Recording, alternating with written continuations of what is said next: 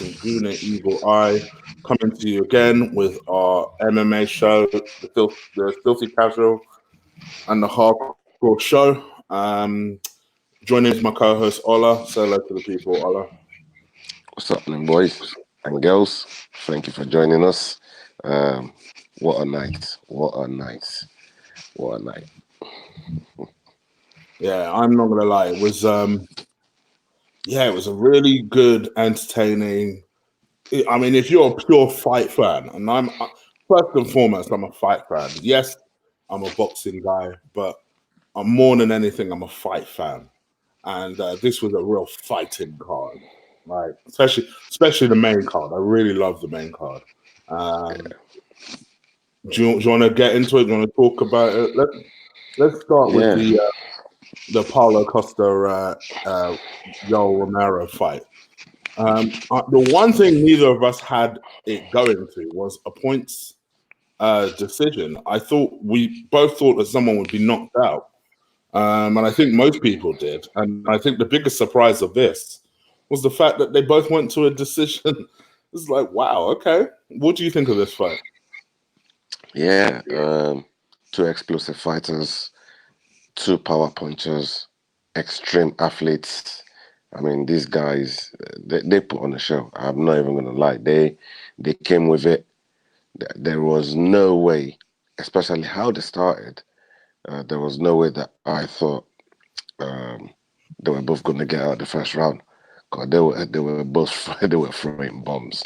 Both of them were throwing bombs, and they were eating a lot of shots as well from each other. So I never expected it to go all the way to go to the judges. And when you look at it, I thought they both prepared for each other. They both respected each other's power as well. I've never seen Paulo's face be fucked up like that before. I mean, Romero was coming with his stiff jabs. Yeah, he did light him up. He lit him up a few times. And yeah, it was a great card, great fight. I think. Do you think the decision was right? Because I know the crowd was doing a lot. Yeah, I mean, I did not see that coming. There was no way. I thought at least a split decision. Up until the second round, I gave them a round each, and then coming to the third round, I was leaning towards Yoel because he had a takedown.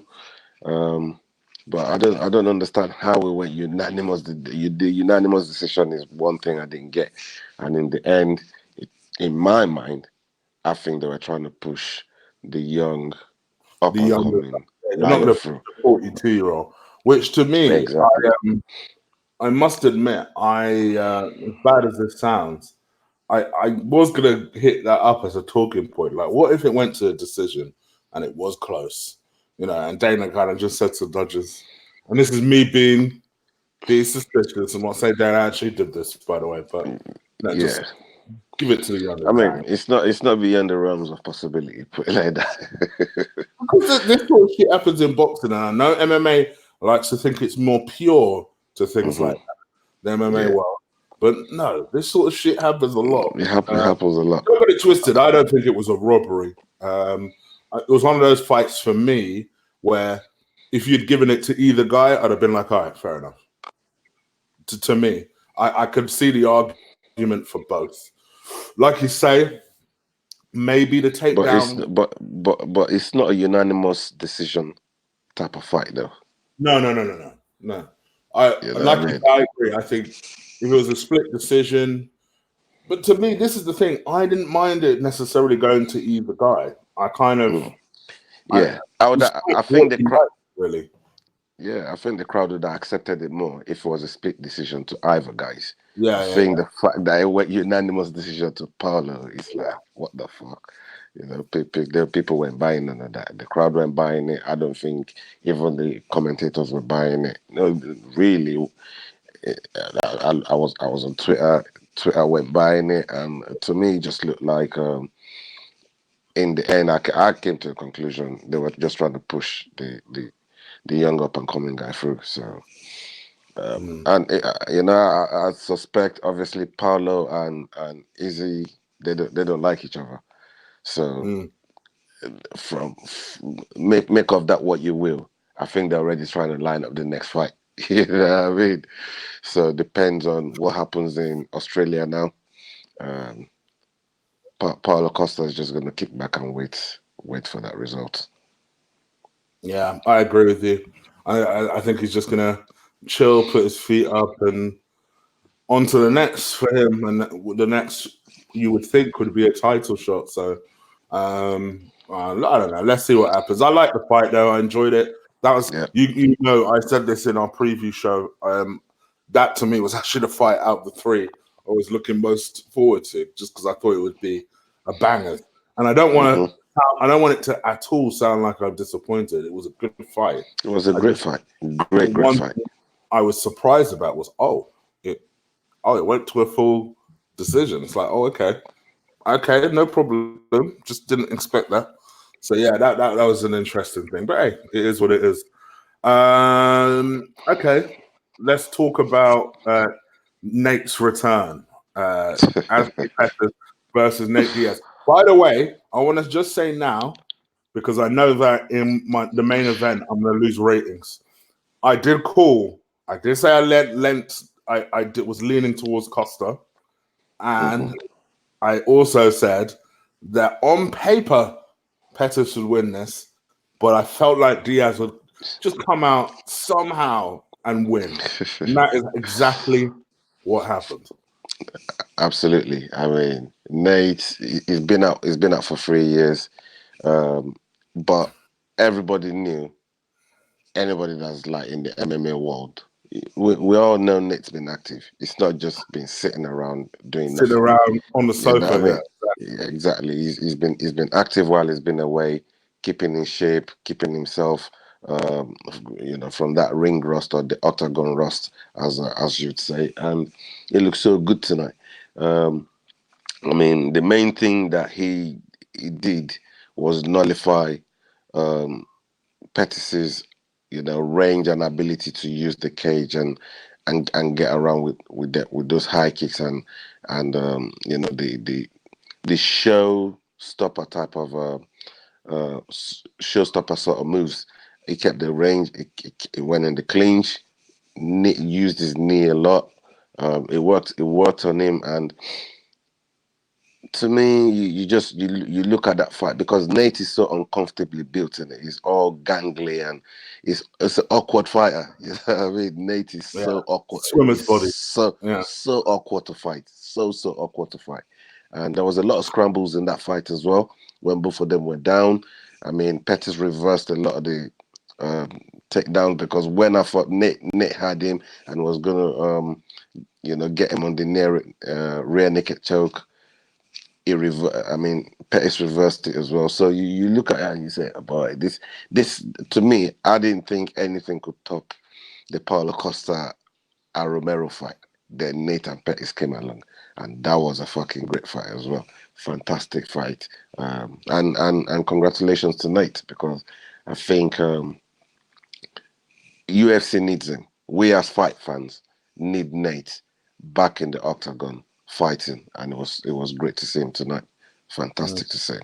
Yeah, I was happy for him because, like you said, what impressed me about his work was he was in Pettis' face the entire time, almost smothering Pettis' attacks, which really, when I really think about how Nate fights, of course he did.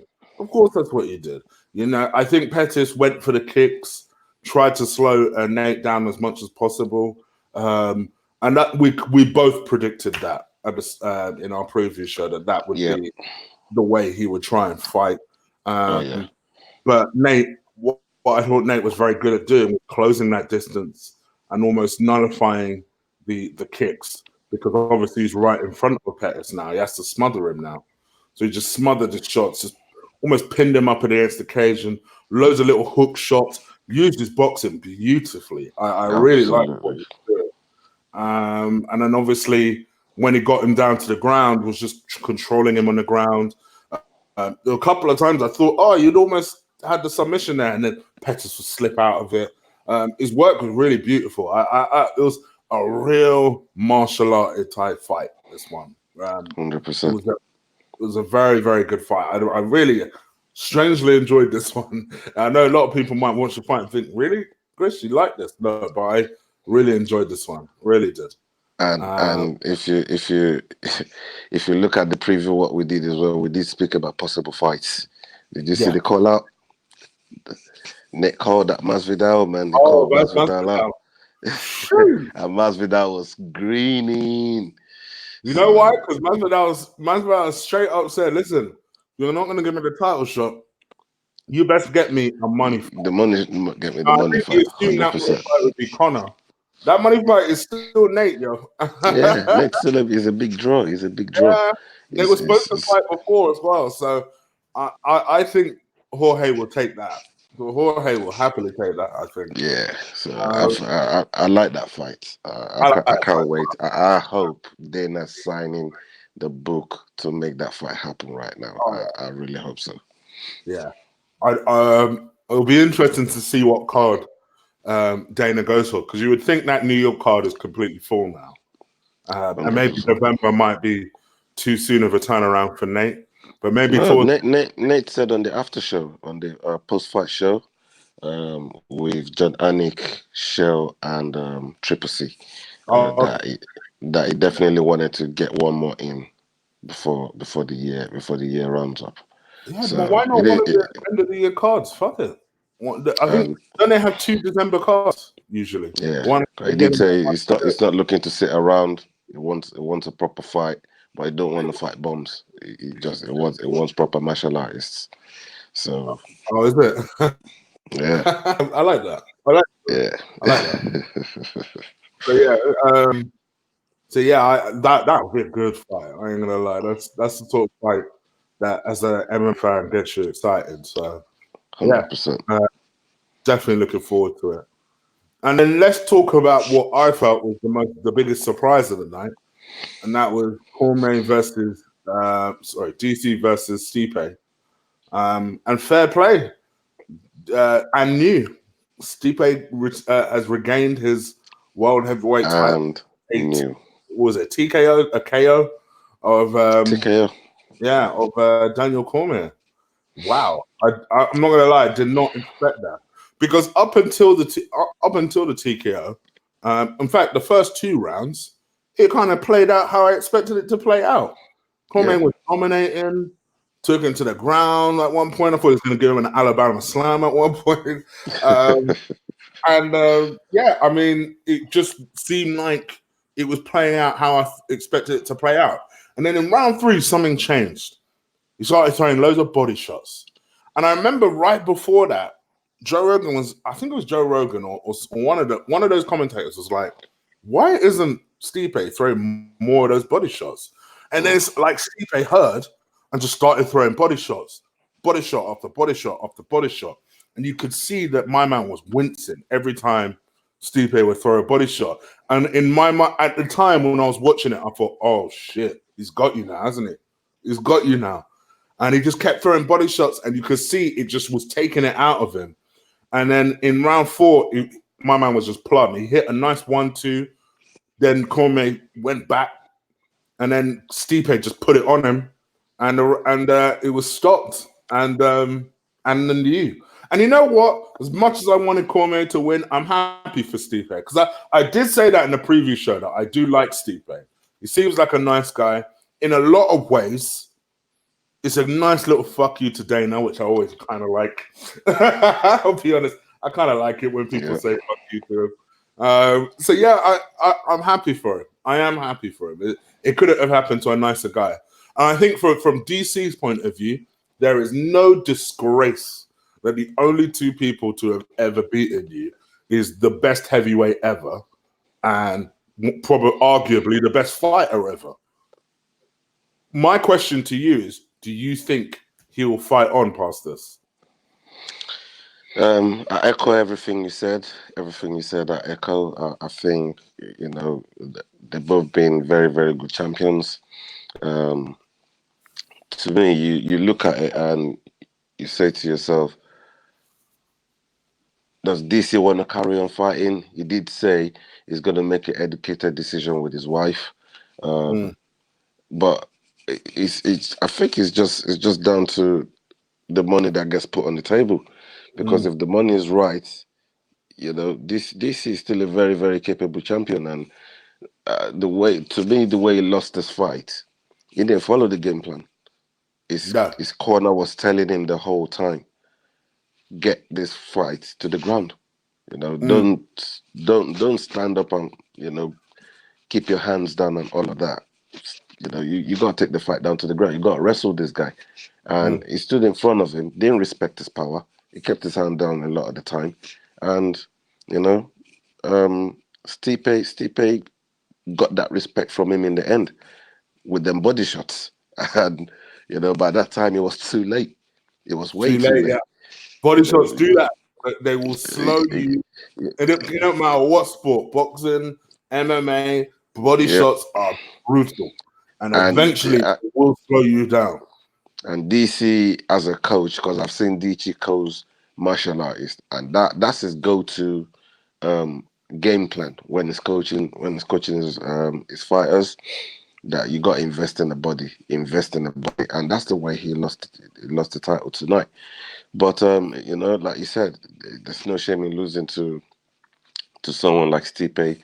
Stipe is arguably the best to ever do it, the best heavyweight.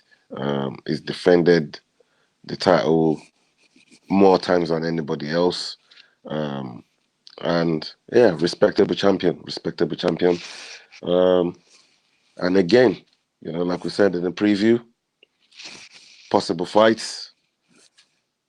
Everybody's talking about Jones with Stipe. I don't see it. I want to say Francis Stipe too. Yes. I think that's the fight to make. Yes, sir. I don't think. I don't think Stipe, because I did hear a lot of talk of DC Stipe rematch, but fuck that. Give Francis his rematch. Because I went on Francis on his Insta story straight after this match, after this fight. Okay. He was patiently waiting, and he was gassed when he saw Stipe win. Remember, we did say that, the best thing for Francis to do is just sit out, wait till DC is out of the picture, then come back and try and you do it. You did say that, yeah. I remember you said that specifically, that he would prefer to face Stipe than DC. A, it gives him an opportunity, a redemption for himself, and B, yes, Stipe is a wrestler. He did wrestle Francis last time, but you don't want a pure wrestler like DC, an elite wrestler like DC. Exactly. And if you saw Stipe's game plan, it was to throw hands with DC. It was to stand in front of him, throw hands with him. I think he wanted to get redemption by knocking him out the same way he got knocked out. He didn't want to. He didn't really want to take the fight to the ground, and it was great. But it'd be a very, very bad mistake if he stands up in front of Francis and takes all the shots. But I think he will do what he did last time. I actually think the thing that Stipe will probably utilize in terms of a new thing is he might throw a lot of kicks this time and then try and wrestle.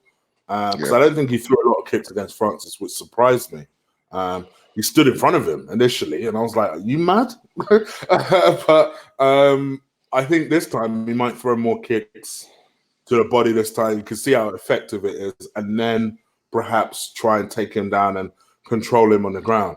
But I think Francis, for everything that people say, I think Francis has improved. He looks like he's improved. I don't know about stamina-wise, but I know that in terms of his footwork and his takedown defense, he looks like takedown defense. Exactly. Yeah. He's definitely improved on those. So I still don't think his wrestling is right up there, but I don't think he's going the whole wrestling thing. He's 32 years old. He's not going to learn. You can't start learning that. Yeah, exactly. You can't. I think it's too late to start learning that. All he can do now is just because wrestling is not mandatory. It's not. From what I can tell, and you can tell me otherwise. From what I can tell, as long as you have a good boxing basics, you've got good takedown defense, and you've got good, an idea of how to kick and kicks and stuff.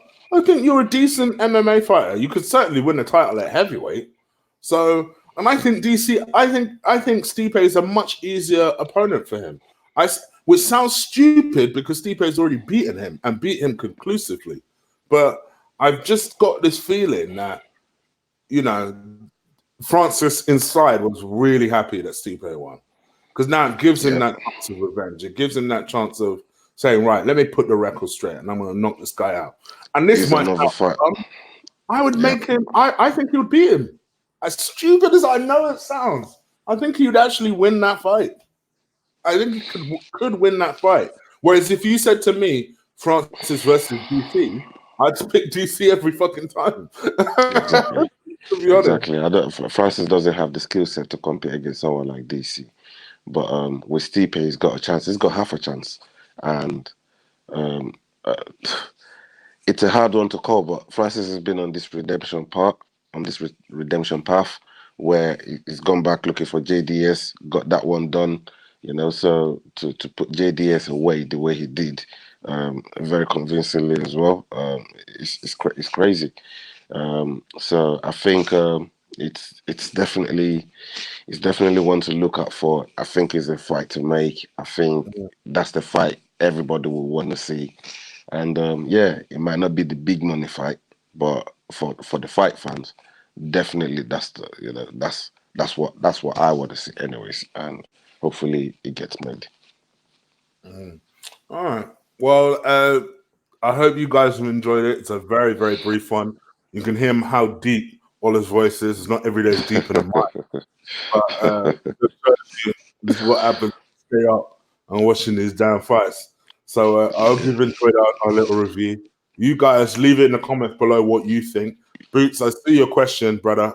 We literally just talked about the fight and talked about the call out, so you might want to rewind and go back into that. But I'm really happy with that card, and on to 242 now, which wow.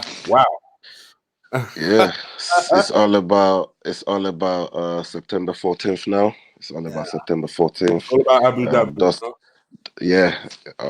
Dustin Poirier and Khabib. So let's see what that brings, and maybe that will shake up something else in the division. So it'll be very, very interesting. Quick prediction for that. God damn. I know you love you some Poirier.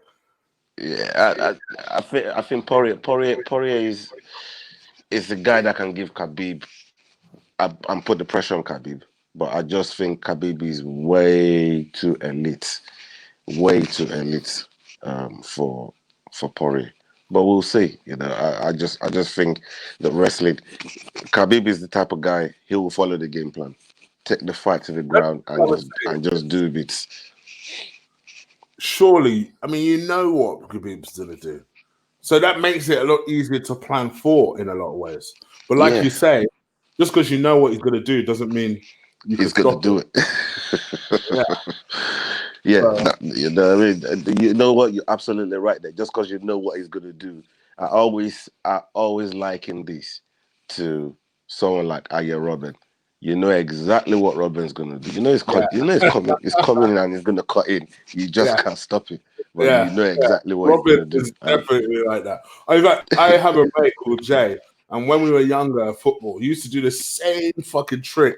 It used to be a case of stopping it and then he'd take it past your right. He'd always do it. That was always how he used to get past you.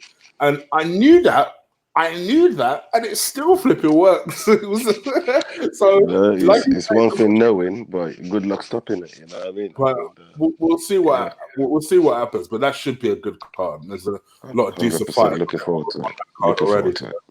Yeah. All right. Let's wrap this up.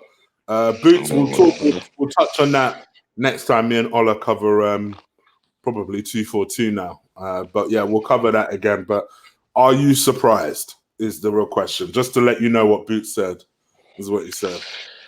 Um, no, not really. I mean, this is heavyweight.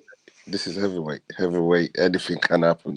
So you can't be surprised that anything that happens in heavyweight, these guys throw bombs and they're looking to murder each other in there. So Yeah. yeah, congratulations to Stipe again, great champion. All right. Cool. I will. We'll wrap this up. Leave you to it. Hope you guys have enjoyed it. Me and Ola will be back soon. I'll announce it in the community post and on Twitter next time me and Ola do a show. But for now, enjoy your morning if you're in the UK, or if you're around the world, enjoy your night. And we'll be back soon. Take care. Ola? Salute. All right. We out. Take care.